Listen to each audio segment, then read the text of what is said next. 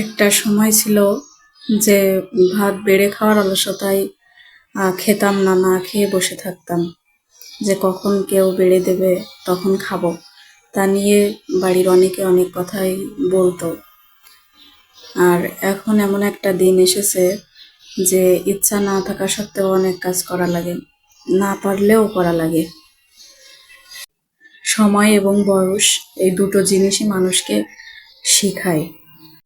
আসসালামু আলাইকুম বন্ধুরা, কেমন আছেন সবাই? আশা করি ভালো আছেন।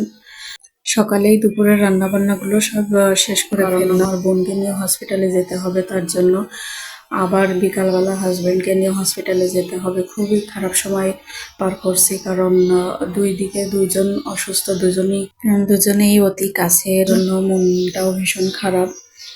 তো বোনকে নিয়ে এখন হসপিটালে যাচ্ছি, ও অসুস্থ, ওকে ডক্টর দেখাতে হবে। তার জন্য জানি না ডক্টর কি বলবেন, সেই দুশ্চিন্তাতে আছি। খুবই মনের ভিতরে খারাপ লাগছে। এদিকে যেতে যেতে রাস্তায় প্রচুর জ্যাম, আমাদের বের হতে একটু লেটও হয়ে গেছে। তারপর ভিতরে আবার রাস্তায় প্রচুর জ্যাম, যার জন্য আরও অনেকটাই লেট হয়েছে। তো আমাদের ডক্টর দেখবে হয়তো 11টা থেকে, এখনই 11টা বেজে গেছে। আমরা প্রায় পৌঁছানোর মতো।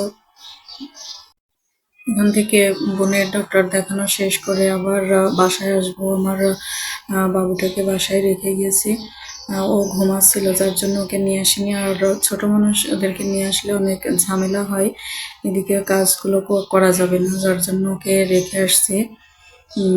তো জানি না ও উঠে কান্নাকাটি করবে কিনা, সে চিন্তাও মাথায় আছে। আবার আবার এখান থেকে কাজ শেষ করে বাড়ি যেতে হবে, যে হাজব্যান্ডকে নিয়ে আবার বিকালে আসতে হবে।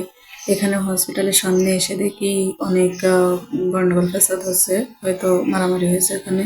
তো আমরা হসপিটালের ভিতরে চলে আসলাম। হসপিটালে যে পরিচিত নানা ছিল তার রুমে আমরা এখন বসে আছি। আমাদের জন্য সিরিয়াল করা হয়েছে, ডাক্তার দেখবে।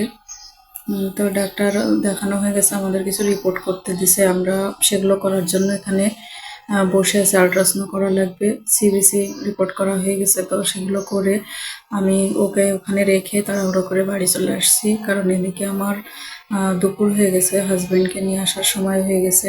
এসে আবার এখানে আবার ট্রেনের জন্য জ্যামে পড়ে আছি, মানে তাড়াতাড়ির কাজ কখনো আগায় না, কথা বলতে গেলে যা হয়।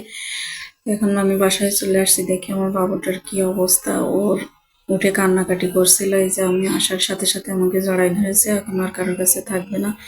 এদিকে আমাদের টাইম হয়ে গেছে, বাসায় এসে গোসল করে খাওয়া দাওয়া করে রেডি হয়ে হাজবেন্ডকে নিয়ে আসলাম ডক্টর দেখাতে। ওকেও রেডি করে নিয়ে আসলাম, দেখা যাক ডক্টর কি বলে।